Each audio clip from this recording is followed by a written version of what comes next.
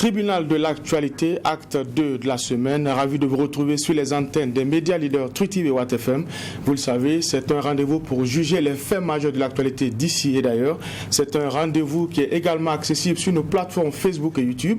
Je suis Adam Scalet Ouedraogo, président de ce tribunal. Mesdames, Messieurs, bonjour. Bonjour, Messieurs les juges. Bernard Bougma, Geoffroy Vaha. Bonjour, président Ouedraogo. Bonjour, juge Vaha. Bonjour, Madame, Messieurs. Bonjour, juge Bougma. Bonjour, président. Bonjour, auditeurs et téléspectateurs. Dépolitisation de l'administration publique. Un avant-projet de loi est en cours de validation depuis hier à Ouagadougou. Mettre en avant la méritocratie et bannir les nominations ou les recrutements à caractère politique. Voici entre autres les objectifs de cette loi en préparation. Le regard des juges sur cette actualité, c'est dans cette convocation du tribunal de l'actualité. L'actualité, c'est aussi cette décision du Mali de se retirer du G5 Sahel et de sa force militaire anti-djihadiste. Bamako justifie ce choix par le refus qui lui est opposé d'assurer la présidence de cette organisation régionale. Analyse et décryptage de ces deux sujets après les avant-propos.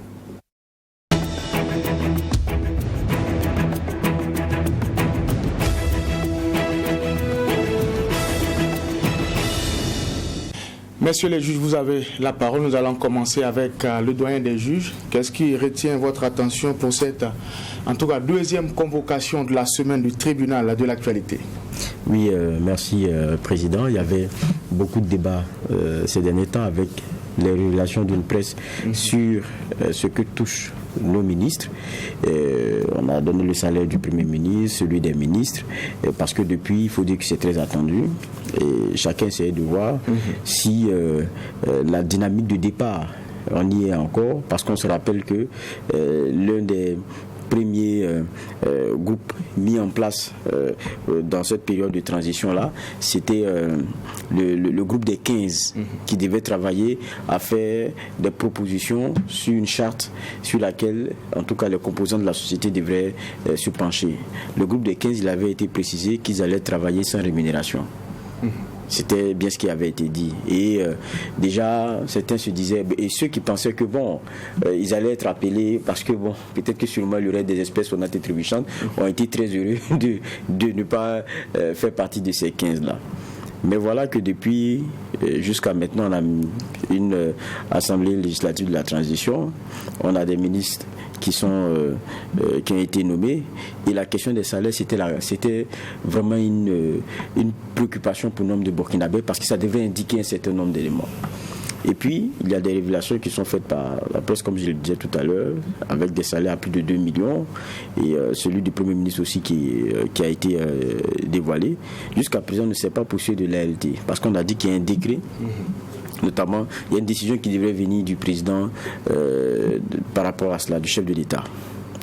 Mais quand on regarde, on a vu aussi un émissaire venir défendre les choses à la nationale des télévisions, mais il était très mal à l'aise parce que c'est difficile aussi de défendre ce qu'on est en train d'entendre, tenu compte de l'inflation, tenu compte de ceci, de cela, et que les gouvernements passés ne respectent pas un certain nombre de choses. Je trouve que c'est quand même un peu gros. Je crois qu'on y est de plein pied maintenant. Et quand on regarde, je pense que pour ceux dont ça peut ouvrir les yeux, ils vont commencer aussi à comprendre. Parce qu'il faut être vigilant sur ces questions. On ne peut plus demander la gratuité aux gens. On ne peut plus demander de se saigner, puisque eux-mêmes ne veulent pas le faire.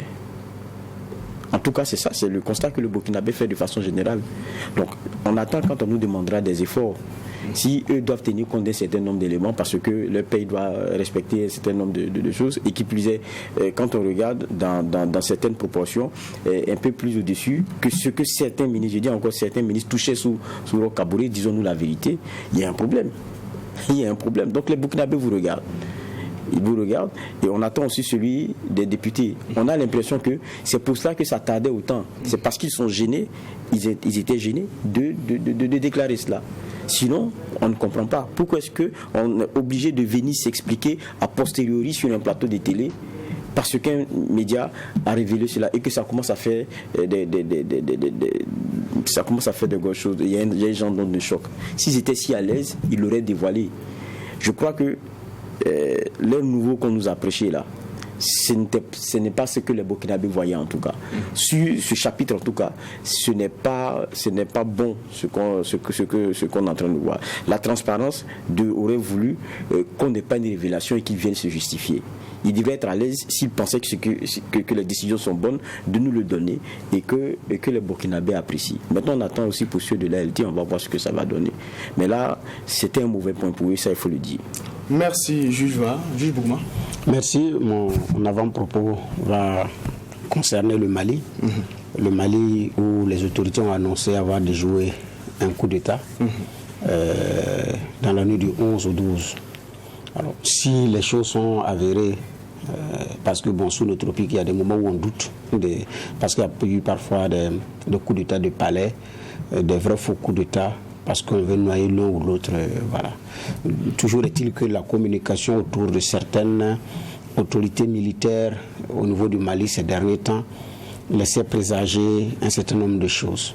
Donc il y a de ces médias, quand l'angle de traitement commence à célébrer certaines personnalités politiques ou militaires, souvent c'est pas sans conséquence. Maintenant, ça peut être dans le vrai sens, tout comme ça peut être dans le faux sens.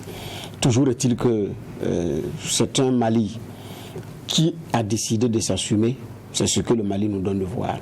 Maintenant, il peut y avoir de la limite, il peut y avoir des erreurs, c'est possible, mais on ne reprochera pas aux Maliens de n'avoir pas tenté de s'en sortir par d'autres canaux et de trouver par eux-mêmes les solutions qu'ils pensent être les meilleures. Et ça, c'est leur choix. Et effectivement, dans un tel contexte, il y aura toujours des pêcheurs en eau trouble. Parce qu'il y a même des gens que l'ordre, la tranquillité, la stabilité n'arrangent pas. C'est quand l'eau est suffisamment troublée, pour ne pas dire qu'il y en a même qui troublent l'eau pour pouvoir pêcher. Et donc, c'est quand l'eau est troublée que ces personnes-là trouvent leur compte. Donc ça aussi, c'est sûr que la junte malienne, les autorités maliennes devraient pouvoir s'attendre également à ça. Et donc, en attendant que l'affaire soit élucidée, mais avec cette prise de position, c'est un gouvernement malien qui doit s'attendre à encaisser des coups, même les plus inimaginables possibles. Ça, c'est jamais rien de donné. Et donc, c'est aussi de se resserrer les rangs. Mais ce que j'ai dit, que la lumière soit faite, qu'on sache que réellement ce n'est pas la conséquence ou le fruit d'une, comme on appelle ça, d'une machination, mais ce sont des faits vraiment avérés et que la justice soit rendue. Mais s'attendre à ce que cette transition-là, au regard de ces prises de position et de ce qu'elle est en train d'assumer courageusement, ne va pas faire des gorges chaudes au Mali et même au-delà, c'est se tromper. Parce que même sur la voie diplomatique, que ce soit certains pays voisins ou certains pays qui ne sont pas voisins du Mali, quand ils s'expriment, on sent qu'effectivement, ils ne sont pas d'accord avec la position de la transition malienne. Donc c'est aussi être conscient que ça peut venir. Mais la réalité aussi, c'est qu'il y a des autorités maliennes qui doivent être aussi claires maintenant sur les dates des élections en fonction de ce qu'ils ont comme agenda de sécurisation du pays. Aujourd'hui, je pense que la transition malienne peut être à même de dire nous pouvons être prêts dans 6 mois, nous pouvons être prêts dans 2 ans. Mais ne pas avoir une date, c'est comme elle laisse penser que c'est une navigation à vue. Et là aussi, il faut se dire la vérité, que je pense que les autorités maliennes peuvent aujourd'hui nous donner un délai qu'elles estiment raisonnable pour tenir également les élections. Parce que maintenir le flou artistique également, c'est pas sans conséquence. Là aussi, il faut avoir le courage de le dire. Merci pour ces entrées en matière. Nous allons également dire merci à l'équipe de réalisation de cette émission, le Tribunal de l'actualité, qui nous permet, je vous le rappelle, d'être ensemble en direct et en simultané sur les antennes des médias leaders Truth TV et Watt FM. C'est connu, la dépolitisation de l'administration a été annoncée comme une priorité parmi les chantiers des nouvelles autorités. Un avant-projet de loi est en cours de validation pour justement renforcer l'arsenal juridique et faciliter la lutte contre le phénomène. Juge Vaha, alors avec cet atelier-là, on peut dire que c'est un pas, en tout cas, qui vient d'être franchi, et c'est un pas à saluer.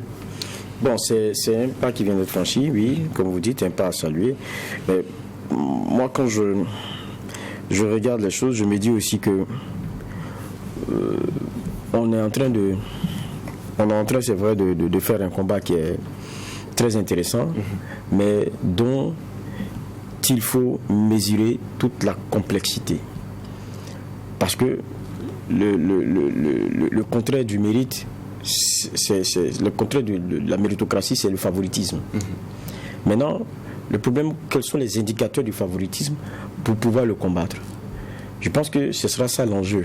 Et ça sera ça tout le problème. Et comment l'asseoir sur du papier pour qu'on ait des indicateurs qui puissent permettre de dire que cette dynamique-là, elle n'est pas méritocrate. Donc, la nomination en question, on va la suspendre ou bien on va l'annuler. C'est ça la question aujourd'hui. Et puis, qu'est-ce qu'on entend par cela? Si ça veut dire que tout doit être vu sous le prisme du mérite, bon, il y a beaucoup de choix qui ne pourront plus être faits. Hein. Je pense que les travaux, si ma mémoire est bonne, ont été ouverts par qui? Je vais le trouver. C'était le secrétaire général, non, le SG du ministre de la fonction publique, celui qui a ouvert les travaux. Et quand vous regardez, c'est bien Mohamed Savadogo, syndicaliste bontain, qui a rejoint qui? Monsieur Bazé. Qui a rejoint qui? Bassolman Bazé. Qui a été nommé par qui? Bassolman Bazé. C'est son gars. Je me trompe? Ils ont été de toutes les luttes ensemble. C'est lui qui a ouvert les travaux. Je me trompe? Donc, certains disons ça aussi, c'est du favoritisme. Il a appelé celui en qui il a confiance et qu'il connaît. C'est lui qui l'a nommé à côté de lui. D'autres diront, non, un SG, c'est celui en qui tu as confiance, normalement c'est celui qui est ton homme de main, donc c'est normal. Voilà pourquoi j'ai dit, il y a toute la complexité qui va avec ce dont on est en train de parler. Et même, moi j'ai lu certains articles, même sur la question de dépolitisation et tout, parce qu'on met un peu tout dans le même panier. Il y a la question de l'ethnie, il y a la question de la religion, il y a même la question du syndicat et cette appartenance sociale et tout, qui sont des prismes à travers lesquels il ne faut pas regarder pour désigner. Mais est-ce à dire que celui qui a le mérite, qui est votre proche, qui partage votre religion, ou bien avec lequel vous avez partagé dans votre vie certains éléments, il ne peut pas être nommé parce qu'il a été votre proche? Voilà pourquoi je dis qu'il y a une certaine complexité. Je ne dis pas que le combat ne devrait pas se mener. Il doit se mener parce qu'on a une administration qui est faite d'un favoritisme criard et très fort, où vous retrouvez des gens à des postes qui ne peuvent aucunement, qui ne devraient aucunement les occuper, parce que si on voulait regarder la question du mérite, ils n'y seraient pas. Donc c'est vraiment quelque chose qu'il faut adresser et c'est vraiment une question à laquelle il faut s'attaquer. Le problème là, c'est le comment. Et même quand on parle de dépolitisation, parce que là c'est les premiers propos pour ouvrir, et c'est pas là que je vais m'arrêter. Quand je prends aujourd'hui on est sous une nouvelle ère. C'est le MPSR qui gère les choses. En tout cas, on a vu un dernier spot. Le MPSR existe toujours avec logo, slogan et tout. Donc, mais les nominations, ceux qui ont été bombardés, c'est qui? Donc on dépolitise pour militariser. Est-ce que le mouvement militaire qui aujourd'hui est en train de gérer les choses n'est-il plus devenu politique? Il est politique. N'est-il pas concerné par la dépolitisation? Voilà des questions. D'accord. Alors, juge Bouban, c'est vrai, Jouffla l'a dit, quand on regarde, il y a la question de l'interdiction de l'installation des cellules politiques au sein de l'administration. Ça, c'est faisable. Ce sont des choses facilement attaquables. Mais quand on prend la question des nominations, souvent à compétences égales, ben on a tendance à prendre ceux qui ont la couleur du parti. Comme on dit, c'est naturel de gouverner avec ceux à qui on a confiance, ceux avec qui on partage un certain nombre d'éléments. C'est même pas parfois ceux qui ont la couleur du parti, hein. C'est ceux en qui nous avons confiance. Regardons dans le gouvernement du MPP, il y a des gens qui ont été nommés qui ne sont pas des militants MPP, qui le disent. Certains après ont pris la carte, ont battu campagne pour se faire élire député. Mais d'autres ont refusé, ils sont restés dans la posture de je ne suis pas MPP et j'assume. Et même au niveau des cabinets, certains ont fait venir des collaborateurs qui ne sont pas des militants de premier plan du MPP, mais qui sont leurs hommes de main, leurs hommes de confiance par rapport à leur capacité technique et ou intellectuelle, mais aussi parfois par rapport à d'autres compétences ou d'autres capacités que seule la personne qui a été appelée et la personne qui l'a appelée savent. Donc il y a eu effectivement ces cas-là. Alors que quand il s'agit effectivement de nomination à compétences égales, par moment il y a une réalité aussi qui est là, c'est la confiance. Et donc effectivement, si la confiance est mise à rude preuve, ce n'est pas aussi évident. Donc, l'autre réalité au niveau du Burkina, c'est quoi? Nous avons une loi sur le plan politique qui dit vous êtes de l'opposition, vous n'êtes pas de la majorité. En ce sens, nommer même un de l'opposition qui accepte venir, même s'il est techniquement compétent, ce n'est pas laissé à tout le monde. Parce que vous êtes compétent, mais votre parti est de l'opposition. Moi, je suis de la majorité. Je viens vous chercher. Il faut d'abord que, j'arrive à faire passer ça au niveau de mon parti. 2, que votre parti accepte que vous dites que c'est de la nation qu'il s'agit pour venir et non considérer cela comme une trahison. Alors qu'au Burkina, ce n'est pas évident.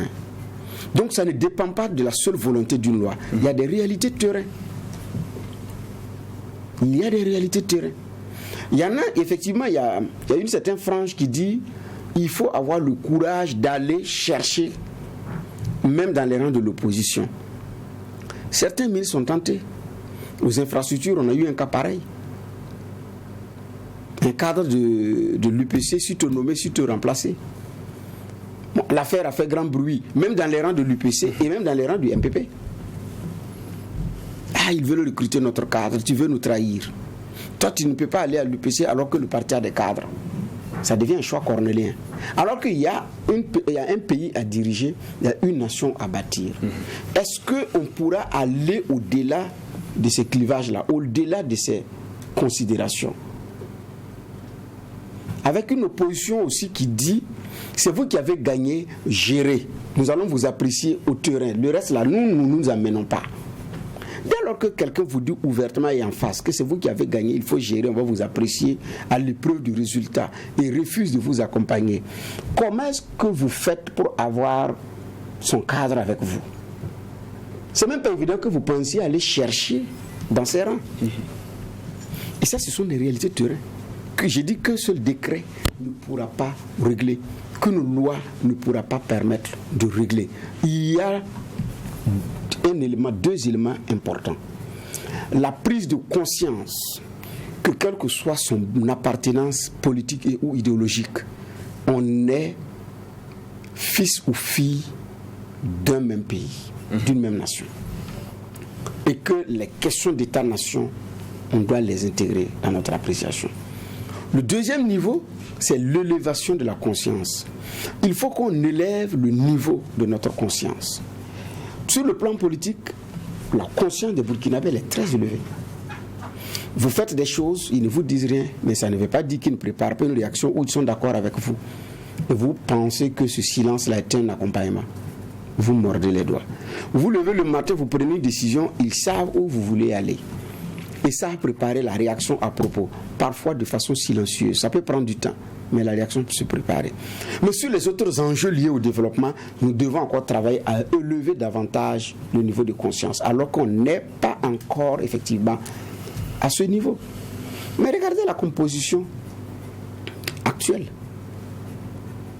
Et regardons avec recul la suspension de la question des mesures nouvelles. Quand le ministre Bazi était là, je lui ai posé la question. Si aujourd'hui on veut recruter des médecins, qu'est-ce qu'on fait? Il dit que maintenant il y a un concours spécial. Alors que l'ancienne procédure, je ne crois pas qu'il y ait un concours après la soutenance. Parce qu'on a commis une erreur. La suspension, elle est normale. Il y a des abus. Mais il y a 3 mécanismes qui sont à l'intérieur. Donc il y a erreur et il y a un abus. Et ça pouvait se corriger. Mais il y a des domaines de recrutement où l'État n'a aucune école là-dedans. Si vous voulez aujourd'hui des informaticiens d'un certain niveau, vous allez les recruter où? C'est difficile. Donc, il y a cette réalité-là qui est là. Mais maintenant, la question des retraités également. On peut permettre la réquisition, il y en a qui le font, dans d'autres pays, nous également on en faisait. Bon, ça a été suspendu, mais c'est dans ce même gouvernement qu'on a un retraité comme directeur de cabinet. On a aussi des non-fonctionnaires qui sont aussi nommés comme DIRCAP dans certains ministères, dans au moins 2 ministères.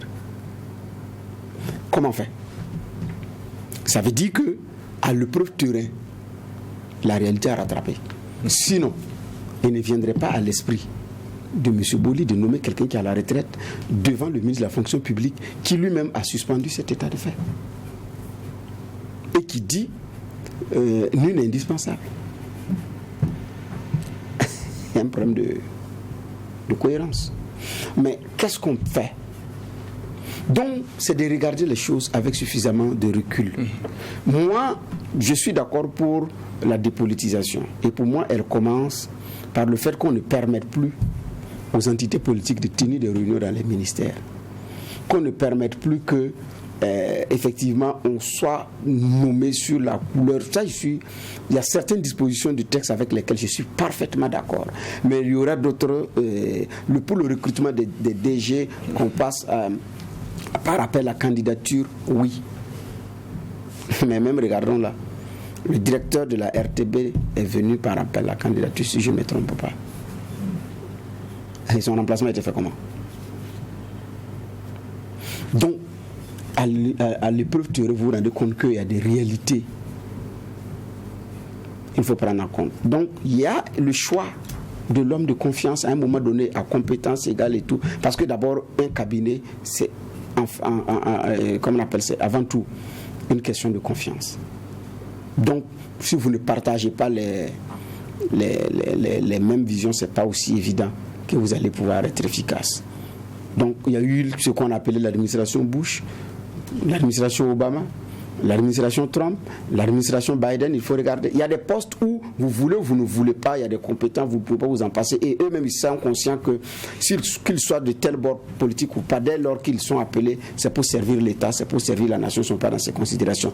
Mais au Burkina, jusqu'à présent, on n'a pas encore atteint ce niveau de conscience. Et c'est ça, c'est là où ça coince. D'accord. Alors la dépolitisation, on l'a dit, c'est un combat qui est noble, qui s'impose si on veut avoir une administration compétitive et en phase avec les réalités du moment. Mais Bernard l'a dit, c'est pas un combat gagné d'avance quand on voit la réalité politique au Burkina Faso. Et surtout, ceux qui ont en charge de nommer, en tout cas de faire certaines nominations, ont à la fin un bilan à défendre. Est-ce que c'est pas là toute la complexité que vous relevez tantôt? Oui, c'est ça toute la complexité, parce que n'oublions pas aussi que c'est quoi une fonction publique? Elle est faite d'agents qui ont pour rôle la gestion de ce que nous avons en commun. Mais c'est bien de nos intérêts communs, on va dire comme ça. Mais c'est bien ça aussi la réalité. Ça fait de la vocation un outil majeur qui, s'il est contrôlé, peut permettre, dans la gestion de l'intérêt commun, de servir aussi des intérêts particuliers. Mais c'est ça aussi le combat. Donc, et ce n'est pas une réalité qui est propre, genre au Burkina Faso ou quoi que ce soit. Même ce qu'on appelle pays très avancés ou évolués font face à cette réalité-là, où ils sont quelquefois obligés de trouver des justes milieux entre le mérite système et le spoil système. C'est un genre de... C'est-à-dire que la question du mérite, comme vous dites, et puis la question du choix de la politisation même de l'administration. Mais c'est un juste dosage qu'ils font selon les intérêts et selon le niveau de fonction qui est concerné. Je le disais tout à l'heure quand je prenais l'exemple pour faire la boutade de Barcelone Bazier et de son SG. C'est comme la plupart des ministres. ils font venir auprès d'eux ceux en qui ils ont confiance. C'est pas une question de meilleur SG de par le mérite. Non, c'est en lui j'ai confiance. Je sais que c'est lui qui saura tout ce que je fais. Il sait les gros dossiers sur lesquels je suis. C'est mon homme de main. C'est celui en qui j'ai confiance. Il n'y a pas une question de mérite dedans. Parce que la question du mérite, c'est le libre accès avec la logique première qui est celle du choix objectif. Donc il n'y a pas de sentiment. Il n'y a pas de proximité qui prime sur la logique du choix objectif, l'objectivité. Mais là, ce n'est pas de ça qu'il s'agit. Donc, même quand on prend la question de l'administration de façon générale, on ne peut pas y appliquer de façon aveugle comment dire cela, le merit system. Non. Il y a des postes pour lesquels vous êtes obligé d'y aller avec le spoil. Ça, c'est une réalité. Et même quand vous prenez des pays comme la Belgique, ils en sont les champions. Vous allez voir comme il faut un juste équilibre pour avoir des composantes dans cette administration-là. Et c'est des choix qui sont faits. Vous prenez même au niveau fédéral aux États-Unis, c'est le spoil system qu'ils appliquent. Donc, c'est des réalités. Maintenant, chez nous, le problème, ce n'est pas tant la question de certaines fonctions, de certains postes. Mais c'est qu'on veut toujours contrôler cet appareil-là parce qu'on veut qu'il soit au service d'un parti, il soit au service d'ambition. Et lorsqu'on met ou on nomme X ou Y, c'est pour, en tout cas, ce que, d'une façon ou d'une autre, je puisse me maintenir. C'est là où ça devient un problème. Ou que ce soit au détriment même des intérêts communs, donc des intérêts même du Burkina, il n'y a pas de problème, on y va. C'est ça qui pose problème. Et maintenant, il y a aussi peut-être un niveau où il n'y a pas à tergiverser. C'est forcément la question du mérite quand on va à des concours. Parce que le problème, c'est ça. La question, par exemple, de concours et autres, le concours, c'est une question de mérite. Quand on ouvre un recrutement, quand on a décidé de l'ouvrir, et qu'on veut prendre les meilleurs, il faut que ce soit les meilleurs qu'on prenne. Mais le problème, c'est qu'il y a toujours des passe-droits. Il y a un qui appelle, il y a mon petit là, il est dans votre liste là, essayez de voir, il va déposer. Bon, je sais que bon, vous allez... je vois qu'il y a des paliers, mais essayez de voir. Mais quand il dit essayez de voir, là, c'est une injonction. On va fouiller dans les documents là où il est, et puis on se dit, ah bon, c'est bon là. Donc vous mettez ça ici, les autres là, on met ça à côté. Et puis vous venez, vous allez tous passer là, les mêmes process là. Mais à la fin, c'est indiqué que c'est lui. C'est ça le problème. C'est-à-dire que dans le process du mérite, en fait, il n'en a pas de mérite au fond. C'est ça qui peut-être... c'est ça qui désole. C'est vrai qu'on a eu ici Bassoman Bazé qui revenait sur les mesures nouvelles. Il a dit, ce n'est pas mauvais en soi, mais c'est ce qu'on en a fait. C'est devenu le moyen de tout trouver, pour trouver un numéro matricule à tous les petits qu'on a au quartier et qui nous dérange un peu, ou bien les quelques personnes au village là pour leur montrer qu'on est très important, espérant un retour en termes de positionnement lorsqu'on voudrait être politiquement élu dans la région ou quoi que ce soit. C'est un peu vu comme ça. Donc ça fait que ça devient vraiment un peu compliqué. Donc ça dit qu'à ce niveau-là, il n'y a pas de débat. Mais ça, je ne sais pas si ce sont des textes, des choses écrites là, qui vont nous enlever dans cette réalité. C'est une question d'abord d'état d'esprit et de façon de faire. Si le Burkinabé n'échange pas, ne travaille pas par lui-même, ce n'est pas ce qu'on a écrit sur papier là qui va l'y obliger. Vous regardez les concours, par essence, c'est une question de mérite.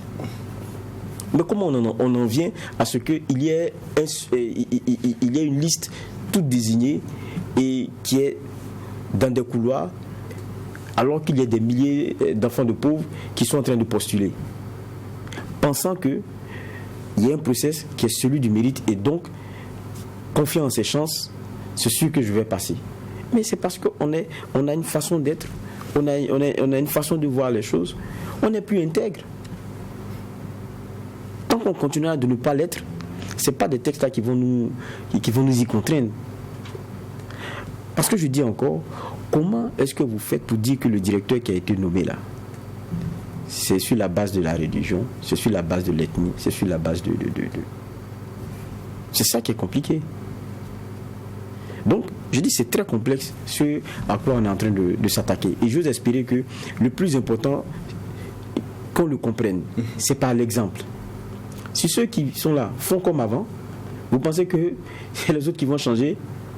Parce que souvent on espère le changement pour les autres, mais pas pour soi. Quand on s'assoit dans son bureau et qu'on vient toquer, on nous fait un petit deal, on prend, on voit son voisin, on dit « Ah, là, ma journée a été bien aujourd'hui, hein. Dieu a pensé à moi. » Mais c'est de la corruption. Quand c'est les autres, il dit ça c'est des corrompus. Mais lui, quand c'est dans son bureau, c'est Dieu qui a pensé à lui. Et c'est une façon de voir. C'est-à-dire dans les petites choses on n'a pas changé, ce ne sont pas les mots posés sur une feuille là qui vont nous y contraindre. Mais c'est bon, c'est vrai, de pouvoir encadrer, de vouloir encadrer les choses. Mais le bon enseignement va venir dans la rigueur de l'exemple qui nous est donné par ceux qui nous gèrent aujourd'hui. Je crois que c'est ça le plus important. Et je disais tout à l'heure qu'il y a un mix à faire entre le spoil system et le merit system. C'est que quand vous regardez au fond sur les débats que certains font, est-ce qu'ils parlent de mérite? Que non, on a remarqué que les fils de telle région là, vous regardez dans l'administration, ils ne sont pas au bon poste. C'est des débats qu'on a. Est-ce que ça c'est un regard à travers un prisme du mérite? Mais est-ce que ce n'est pas un débat qu'on a très souvent?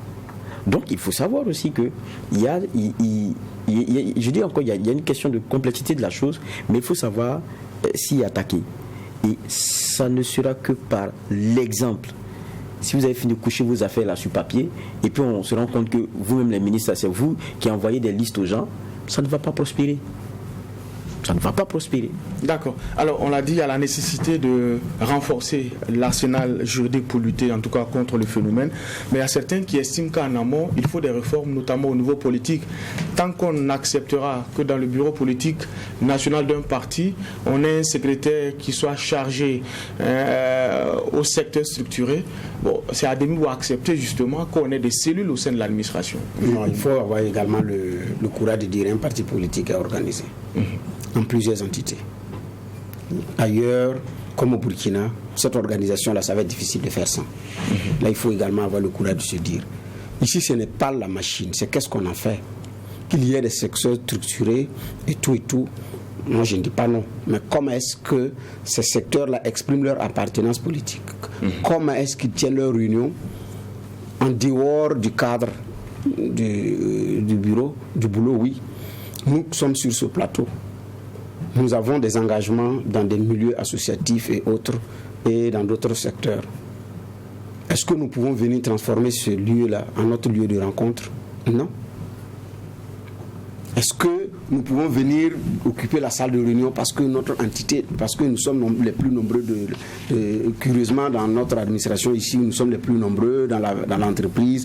Donc, à chaque descente, on occupe la salle de réunion et nous faisons ce que nous voulons. À un moment donné, des gens même veulent venir travailler, ils ne peuvent pas. Non, ce n'est pas ça. Ce n'est pas possible. Donc, ce que je dis, on ne pourrait pas empêcher un parti politique d'avoir des secteurs structurés en son sein. Mais dire que comme vous êtes de l'administration, vous êtes dans tel ministère et vous vous retrouvez dans le parti, c'est bon, on transforme le cabinet du ministre en lieu de réunion, la salle de réunion c'est votre lieu de rencontre, de tenue de réunion hebdomadaire. Ça, je dis non, le parti a un siège. Le parti a un siège, il y a des gens qui font dans la location de salles à Ouaga. Les partis peuvent louer d'ailleurs, ça fait de l'économie. Ça fait de l'argent pour ces personnes-là. À défaut, qu'ils tiennent ça dans le siège de leur parti. Même si ce n'est pas aux heures de boulot. L'administration a une heure où c'est fini, les gens rentrent parce que vous avez réunion, vous restez là-bas jusqu'à 18h, commencez votre réunion à l'abri. Non. Je dis bien, le parti a un siège. Est-ce que les militants des secteurs structurés, la frange commerçante, qui est par exemple à Roroko, peut aller se trahir un espace au sein du marché, dire que nous avons une réunion à faire ici? Non. Ils vont trouver un autre endroit. Est-ce que les femmes qui sont dans les yards vont dire, bon, nous sommes dans de tels partis, donc on a besoin d'un angle du marché pour tenir une réunion de notre parti? Non. C'est vrai que ici, vous travaillez dans un local où il y a un avantage, il y a des bureaux et tout. Je suis d'accord, il y a des salles de réunion. C'est un endroit qui est facile à... vous avez des commodités qui vous facilitent cela. Mais ce n'est pas le lieu de vos réunions. Que ce soit dans un ministère ou que ce soit dans une ambassade. Plusieurs travailleurs, ceux de la diaspora avaient dénoncé ça à un moment donné à Abidjan, ça devenait récurrent par rapport aux réunions du parti qui était organisé en son temps en ambassade. du temps du CDP. Ça avait été, Abidjan était quand même, à un moment donné, c'était devenu très criard. Ça a été décrié. Vous ne pouvez pas transformer les locaux de l'ambassade en réunion du CDP en son temps. Donc, qu'il y ait des secteurs structurés, oui. Maintenant, qu'est-ce qu'on a fait ça? Oui. On ne peut pas empêcher les partis politiques de s'organiser en structure. Ce n'est même pas possible. Maintenant, quelle discipline on met? Ça, c'est maintenant le rôle de l'État de réguler ces choses-là. La discipline à mettre, ce qu'on doit en faire. Ça, il n'y a pas de... Il ne faut pas rêver, quoi. Ça peut se faire. Donc, il y a eu un laisser-aller, il y a eu un abus. Parce que vous avez un ministre qui est cadre du parti, ou vous avez un directeur général qui est membre du parti, et un ministre qui a de l'ascendance sur lui qui l'appelle pour dire, écoutez, les gens viendront en réunion chez vous, il faut leur trouver une salle. Oui, monsieur le ministre, j'ai compris, parce que DG, au niveau du parti, il ne peut pas tenir tête à son ministre qui est soit son vice-président ou son président, ou bien son supérieur au niveau du parti. Qu'est-ce qu'il fait?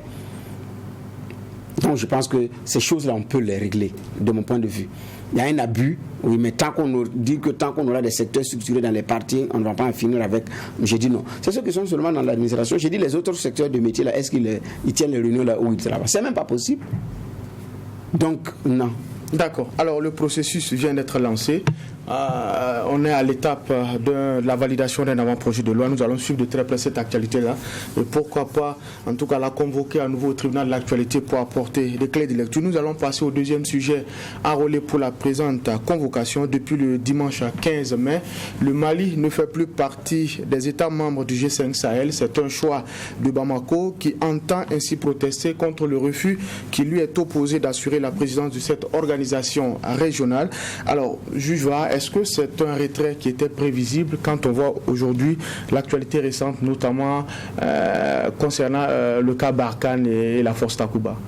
Bon, certains pourraient dire, bon, c'était prévisible, mais c'est quand même un peu surprenant.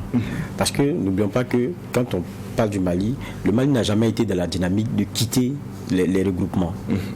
Mais très souvent, même quand vous prenez le cas de la CEDEAO, c'est plutôt les autres qui décident contre le Mali. C'est ce qui se passe très souvent. Mais cette fois-ci, ce dans quoi nous sommes, c'est plutôt le Mali qui décide de son retrait. Maintenant, bon, selon certains aussi, ça ne peut pas être immédiat. Il y a un process et puis je pense que les autres doivent statuer et tout. Mais je pense que ça, le vin, il est tiré. Hein. Il reste qu'à le boire. Parce que la simple décision malienne suffit pour le Mali, en tout cas, de se couper des autres. Mais quand on regarde, je dis à la fois si on pourrait dire que ce n'est pas si surprenant, d'autant plus que celui qui est la caution morale de ce G5 Sahel là, je suis désolé, c'est pas nos pays africains, c'est la France. Et la France, depuis un bon bout de temps, est à couteau tiré avec le Mali, avec l'obligation faite d'ailleurs par le Mali de voir la France partir d'Ardar, laquelle France avait elle-même annoncé qu'elle partait. Donc, du coup, le G5 Sahel même, dans son fonctionnement, avait déjà pris du plomb dans l'aile, puisque celui qui est un peu le chef de file, c'est la France, était devenu persona non grata au Mali, avec ses forces. Et vous avez vu, même les autres forces européennes qui étaient présentes ont décidé de partir. Dans ce cas de figure, comment est-ce que, de façon opérationnelle, les choses se font? C'est ça en fait le problème. On dira que non, il y a nos forces, il y a normalement 5000, je pense qu'on parle de combien, c'est 5000 hommes ou quoi, il y a nos forces et tout, donc on pourrait continuer. Mais il y a un problème, c'est que celui qui était un genre de catalyseur, c'était la France qui avait été décidée par tout le monde. Et donc ça devenait déjà difficile. Et puis on a eu l'impression, et c'est ce que moi je pense aussi, c'est que certains pays ne se sont pas départis des sanctions de la CEDEAO, ne se sont pas départis des frictions avec les autres pays et on fait un genre de confusion. Parce que regardez, ça fait 3 mois, et c'est ce que disait d'ailleurs le communiqué malien, ça fait 3 mois que le Mali est en attente, selon ce qui est prévu, que lui échoue la présidence de ce G5 Sahel là. Et depuis, ils sont en train de tourner en rond et faire tourner le Mali en rond. Mais vous savez, en la matière aussi, il faut reconnaître quelque chose aux autorités maliennes, c'est de ne pas se laisser marcher là-dessus. Quand ça continue, ils décident. Ils l'ont fait avec la France sans rechigner. Ce n'est pas avec le G5 Sahel qu'ils allaient reculer. Et donc, ils ont pris cette décision. Mais quand vous regardez, Et c'est difficile. Le G5 Sahel n'a pas pu faire grand-chose face à l'avancée du terrorisme qui a atteint même des niveaux encore plus inquiétants. C'est pas le G4 Sahel là qui va pouvoir faire quelque chose. Et encore que, quand vous regardez, il y a l'un des pays, je pense que c'est la Mauritanie, non, qui n'a aucune frontière avec les autres pays. Si vous enlevez le Mali, lui, il est de l'autre côté là. Il en reste quoi? Que 3. Ils vont faire quoi? On va faire quoi? Je pense que ce n'est vraiment plus tenable. Et puis, on sait aussi que le cœur, depuis un certain temps de ce terrorisme-là, c'était au Mali. C'est pour cela que la plupart des forces s'y déportaient, parce qu'on s'est dit il faut aller attaquer dans son épicentre. Mais aujourd'hui, le Mali a décidé de s'assumer et d'aller tout seul face à ces démons, face à ceux qui l'empêchent de dormir, aller avec les moyens qu'il a, avec les coopérations nouvelles et les alternatives qu'il peut se créer, mais de façon franche. Au moins, on peut ne pas reprocher, je lui dis ça très souvent sur le plateau, quelque chose aux autorités maliennes, c'est de ne pas tout tenter. En tout cas, ils jouent crânement leur chance. On ne peut pas leur en vouloir quand vous regardez. C'est comme quelqu'un qui pourrait se tromper. Tant que c'est de la bonne foi, c'est de bonne foi, c'est difficile d'en vouloir. Mais quand on regarde, il y a un gouvernement malien qui est en train de tout tenter. Parce qu'il est pris à la gorge et il a des petits résultats. Maintenant, comment, dans cette dynamique-là, s'accommoder de gens de chichis, organisés encore et audits par ceux qui sont vos frères, alors que vous sentez que derrière il pourrait avoir une autre mise. Quand vous lisez le communiqué, le doigt accusateur, sans nommer, il est vraiment pointé vers la France encore. Et est-ce qu'ils ont tort? Même quand vous entendez les sorties de Macron sur la question, est-ce que les Maliens ont tort de ne pas voir encore un bras de la France dans ce qui est en train de se passer? Parce que pourquoi lui refuser une présidence? Ça n'a rien à voir avec la CEDEAO. C'est lui qui aujourd'hui est l'épicentre de la menace. Pourquoi est-ce que les autres se comportent ainsi? Je pense que le Mali a tiré les leçons et a pris sa décision. C'est un Mali qui est souverain. D'accord. Alors sur les raisons de ce retrait, je pense que le communiqué revient largement là-dessus. Les raisons ont été données par les autorités maliennes, mais la question que beaucoup se posent, c'est l'impact de ce retrait-là sur la vie de l'organisation et même la lutte contre le terrorisme dans l'espace G5 Sahel. Votre avis là-dessus, juge Bourgman? Oui, mais le G5 Sahel même faisait quoi? Ouais, puisque même le même communiqué dit que le budget 2022, jusqu'à présent, n'est même pas adopté. Nous sommes en mai. Donc, dans quelques 2 semaines, en gros, nous serons en juin. C'est la mi-année. Et toujours pas de budget. Donc, et puis, c'est un G5 Sahel qui tend la Sébile. Geoffroy l'a bien fait de rappeler. C'est après l'opération Serval. Et la France, les autorités françaises, cherchant une alternative, ont lancé l'idée de ce G5 Sahel qui a tenu sa première rencontre en 2014, en février 2014, à Nouakchott, en Mauritanie. En ce moment, Blaise Compaoré était toujours au pouvoir. Mais les actes officiels ont été actés en février 2015, puisque c'est un an après, c'est chaque février qu'ils se tiennent, que la rencontre, je crois que c'est le 22 février, donc c'est chaque février de l'année que les rencontres se tiennent. Et donc, ça a été officiellement acté et quand le président Michel Kafando, le Burkina était en transition, comme le Mali était en transition. Donc le président Michel Kafando avec les 4 autres chefs d'État ont pris l'acte officiel de création de ce G5 Sahel là. Et puis maintenant, les choses ont commencé à aller de façon tournante. Mais aujourd'hui, c'est un G5 Sahel qui tend la main. Lors du dernier poste de l'ancien ministre Abdoul Karim Sango, c'est 423 millions d'euros que le G5 Sahel demande. Donc 423 millions d'euros, mais il n'arrive même pas à l'avoir. Il n'arrive pas à l'avoir. Mais regardez l'Ukraine. C'est combien qui a été débloqué rapidement pour l'Ukraine? Donc ici, le problème c'est quoi? C'est la capacité même des États du G5 Sahel de pouvoir mobiliser les ressources conséquentes et puis pouvoir aller. C'est ça. Parce qu'au départ, ils sont nombreux, et personnellement, j'en fais partie de ceux qui pensaient que c'était une force. Et le G5 Sahel n'était qu'une entité purement et simplement militaire contre le terrorisme. Avec une académie antiterroriste, une force antiterroriste, mais vraiment une entité militaire. Mais on a greffé au G5 Sahel un pan de développement. À telle enseigne que vous prenez les projets du G5 Sahel, c'est à peu près les mêmes projets conduits par le Conseil de l'Entente que Alassane Ouattara est venu ressusciter. L'UEMOA, le Liptako Gourma, tous ces organismes internationaux, sous-régionaux, dans lesquels le Burkina est membre, ou parfois préside, c'est les mêmes schémas, c'est les mêmes projets. Désenclavement, compagnie aérienne, ceci ou cela. Alors que sur la question militaire même déjà, on a des problèmes à nous accorder. Mais l'autre aspect, c'est que même les pays ne s'entendent pas. Sur la question du Mali, on ne parlait pas le même langage. Et aujourd'hui, entre le Mali et le Niger, ça ne va pas, et c'est peu de le dire. On a vu les sorties du ministre nigérien des Affaires étrangères sur le Mali. On a vu les sorties du ministre et du président Bazoum sur le Mali. Ils sont tous membres du G5 Sahel et ont tous des terroristes à leurs frontières, à leurs portes. Ils n'arrivent même pas à s'entendre. Et le sommet, c'est Bamako qui devait accueillir le sommet. Depuis belle lurette. Il y a plus de 3 mois maintenant. Depuis 3 mois. Qui écrit même pour dire nous sommes prêts à accueillir le sommet. Et on répond que compte tenu de votre situation sociopolitique et de votre situation politique. Il dit ça n'a pas été, le Mali dit ça n'a pas été clairement dit.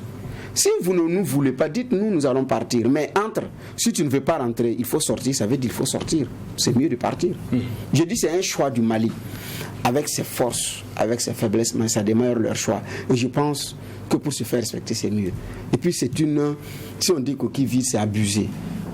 Mais c'est aussi un G5 Sahel qui, en dehors de l'aspect administration, de l'administration qui fonctionne avec des personnes qui, aujourd'hui d'ailleurs c'est un Burkinabé qui est à la tête, en dehors de ces questions administratives-là, quelle a été la dernière manœuvre conjointe des forces du G5 Sahel? Manœuvre conjointe des forces du G5 Sahel. Même nous qui sommes dans la zone des 3 frontières, quelle a été la dernière manœuvre entre le Burkina, le Niger et le Mali ensemble, au même moment? Au même moment. Il n'y en a pas. Tout récemment, on était avec le Niger, la dernière fois, on est allé parler avec les Maliens. Mais une opération conjointe des 3 à nos frontières, la dernière opération d'Adécan. Donc, ça pose effectivement un problème de coordination et tout, voilà. Et on se rappelle que dans l'administration Trump avait dit que pour le financement du G5 Sahel, l'administration américaine va donner sa part, mais elle ne va pas donner l'argent au G5 Sahel pour que ça reste dans le bureau, dans le fonctionnement administratif. L'administration Trump dit je donnerai à chaque pays en fonction de ses besoins exprimés, et c'est ce que Trump a fait. Et moi je préfère cette aide directe là. Donc c'est la réalité aussi de la pertinence de l'existence d'un G5 Sahel qui s'apparente à un organisme de trop. Si ce n'est pas un organisme de trop, l'attelage n'a pas été très bien pensé. On ne peut pas, dans ce contexte-là, lutter efficacement contre le terrorisme en ignorant un pays comme l'Algérie. Sa situation géographique, son expérience de lutte contre le terrorisme, sa capacité militaire et sa puissance de feu aujourd'hui fait que dans cette bande-là, c'est difficile de faire sans l'Algérie. Mais on fait sans l'Algérie. Pourquoi? Parce qu'effectivement, entre les rapports entre l'Algérie et la puissance coloniale qu'est la France, les relations ne sont pas au beau fixe. Ça, et c'est peu de le dire également. Donc, est-ce que quelque chose que la France a encouragé la création, alors qu'entre elle et l'Algérie, ils ne filent pas le bon coton, les deux pays ne filent pas le bon coton, est-ce qu'ils peuvent se retrouver dans une même entité? Ce n'est vraiment pas évident. Mais effectivement, Geoffroy l'a bien dit, la Mauritanie est isolée de l'autre côté. Et si le Mali quitte, le Mali est frontalier à la Mauritanie, qui lui a même ouvert son corridor. Il reste combien? Donc, un G4 avec une Mauritanie très loin, il reste pratiquement... C'est un G3 avec une Mauritanie qui est isolée de l'autre côté. Qui est isolée de l'autre côté. Comment on coordonne? Comment on fait? Donc, c'est pourquoi moi j'ai dit dans cette affaire-là, le Mali et le Niger et le Burkina doivent sérieusement se parler, arrondir les angles parce qu'on a un ennemi commun. Il ne faut pas se tromper. D'accord. Ok, je crois aussi que derrière, il faut que, pour moi, il y a un sujet courageux aussi. Hein. C'est qu'il y a un choc de grande puissance. L'onde de choc de ce qu'on est en train de voir aujourd'hui, c'est ce qui s'est passé entre le Mali et la France. Je pense que s'il n'y avait pas ça, le Mali, tranquillement, était président, avec la présidence du G5 Sahel. Le Mali, peut-être, ne serait pas exclu de la CEDEAO. Donc, c'est difficile de ne pas y voir la France et les conséquences du choix malien. Mais, en même temps aussi, le Mali est en train de multiplier ses alternatives, ce que n'apprécie pas la France. Mais il n'y a pas que le Mali. Aujourd'hui, il y a une grosse pression. Il y a eu des manifestations au Tchad il n'y a pas longtemps. C'était sur la question encore française. Donc, il y a que beaucoup sont en train de voir, est-ce qu'il ne faut pas, c'est une question d'émancipation, mais aussi une question de lucidité. Aujourd'hui, pour beaucoup, quand on regarde le Mali, il y a du courage, il y a la dynamique qui est frontale. Mais ce n'est pas que les autres ne sont pas tentés. Parce que la France est devenue aussi comme un genre de boulet pour beaucoup. Ou si on fait ça avec, on est avec vous, on ne peut pas faire ça avec l'autre, on ne peut pas faire ça avec l'autre, on ne peut pas faire ça avec l'autre. Alors que nos pays sont pris à la gorge. Même ceux qui regardent le Mali avec un regard inquisiteur ont envie quelque part. Ils ont envie de pouvoir se déterminer, s'autodéterminer ainsi. Mais cela ne va pas sans essuyer les foudres d'une France. Et c'est ce qui est la réalité aujourd'hui. Donc les gens sont obligés à un moment donné aussi de faire des choix, quelquefois lissés, mais d'une façon ou d'une autre, c'est ouvrir les coopérations, c'est ouvrir les champs des possibles et ça va s'imposer à chacun. Là où le Mali est en train de passer, chacun sera obligé d'y passer à un moment donné. Retrait du Mali du G5 Sahel et le débat autour de la dépolitisation de l'administration publique burkinabé. Voici les deux sujets qui étaient retenus pour cette convocation. C'est ici qu'on va mettre un point final à la présente émission. Merci, messieurs les juges, pour les clés de lecture. On se donne rendez-vous demain avec la même mission. Poser un regard critique sur l'actualité, mais en attendant, restez fidèles au programme des médias leaders True TV et Watt FM.